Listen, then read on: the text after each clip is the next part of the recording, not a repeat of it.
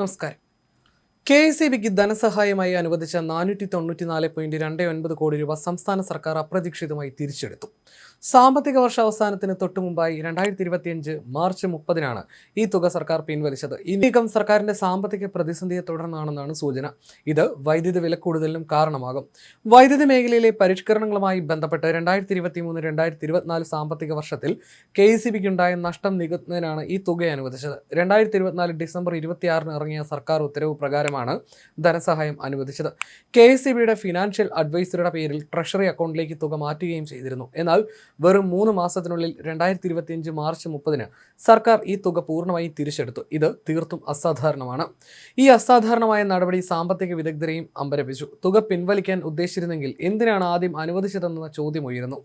KICBയുടെ കണക്കുകളിൽ ഈ തുക വരുമാനമായി രേഖപ്പെടുത്തിയിരുന്നു. ഓഡിറ്റർമാർ ലാഭക്കണക്കിൽ 494 കോടിയുടെ വർധന രേഖപ്പെടുത്തുകയും ചെയ്തു. ഈ തുക തിരിച്ചെടുത്തതോടെ KICBയുടെ ഓഡിറ്റ് റിപ്പോർട്ടിൽ പ്രതികൂലമായി മാറുകയും ചെയ്തു.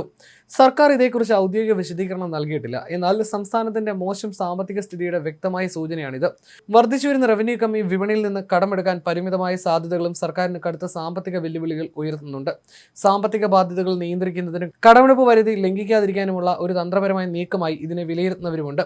ഇങ്ങനെ ഒരു തിരിച്ചെടുക്കൽ വെറും സാങ്കേതികപരമായ കാര്യമല്ല. ഒരു തുക അക്കൗണ്ടിൽ വരവ് വെച്ച ശേഷം പിൻവലിക്കുന്നത് സർക്കാരിന് പണത്തിന് ദൗർലഭ്യം നേരിടുന്നതിന്റെ വ്യക്തമായ സൂചനയാണ്. സാമ്പത്തിക ലക്ഷ്യങ്ങൾ കൈവരിക്കുന്നതിന് കണക്കുകൾ ക്രമീകരിക്കേണ്ടി വന്നു എന്നും വിലയിരുത്തലുണ്ട്. ഈ നടപടി സംസ്ഥാനത്തിന്റെ ധനസ്ഥിതിയെക്കുറിച്ചുള്ള ആശങ്കകൾ വർദ്ധിപ്പിക്കുന്നു. സംസ്ഥാനത്തിന്റെ സാമ്പത്തിക നില സംബന്ധിച്ചുള്ള CAG റിപ്പോർട്ട് സാമ്പത്തിക പ്രതിസന്ധിയുടെ ആഴം കാണിക്കുന്നതും സർക്കാരിന് മുന്നറിയിപ്പ് നൽകുന്നതുമാണ്. പ്രതിസന്ധി പരിഹരിക്കാൻ കേന്ദ്ര സർക്കാരിന്റെ കൂടി സഹായവും സഹകരണവും അത്യാവശ്യമാണെന്നും റിപ്പോർട്ടിലെ കണക്കുകളിൽ നിന്ന് വ്യക്തമാവുന്നുണ്ട്. മുൻ വർഷത്തെ അപേക്ഷിച്ച് 2023-2024 സാമ്പത്തിക വർഷം കേന്ദ്രത്തിൽ നിന്നുള്ള ധനസഹായം പകുതിയിലധികം കുറഞ്ഞെന്നാണ് CAG ചൂണ്ടിക്കാണിക്കുന്നത്. കേന്ദ്ര നികുതികളിലെയും തീരുവകളിലെയും സംസ്ഥാനത്തിന്റെ വിഹിതം 19.07% വർദ്ധിച്ചിട്ടുണ്ട്. എന്നാൽ കേന്ദ്ര ധനസഹായം 2022-2023 27,377.86 കോടിയിൽ നിന്ന് 2023-2024 12,068.26 കോടിയായി എന്നാണ് റിപ്പോർട്ടിലുള്ളത്. അതായത് മുൻ വർഷത്തിന്റെ പകുതി പോലുമില്ല. ഈ തരത്തിൽ കേന്ദ്ര സഹായം കുറയുന്നത് സംസ്ഥാനത്തിന് ബുദ്ധിമുട്ടുണ്ടാക്കുക തന്നെ ചെയ്യും. കേന്ദ്ര സർക്കാർ സഹായം വർദ്ധിപ്പിക്കണമെന്നത് മാത്രമല്ല ഈ പ്രതിസന്ധി മറികടക്കാൻ ആവശ്യമായിട്ടുള്ളത്.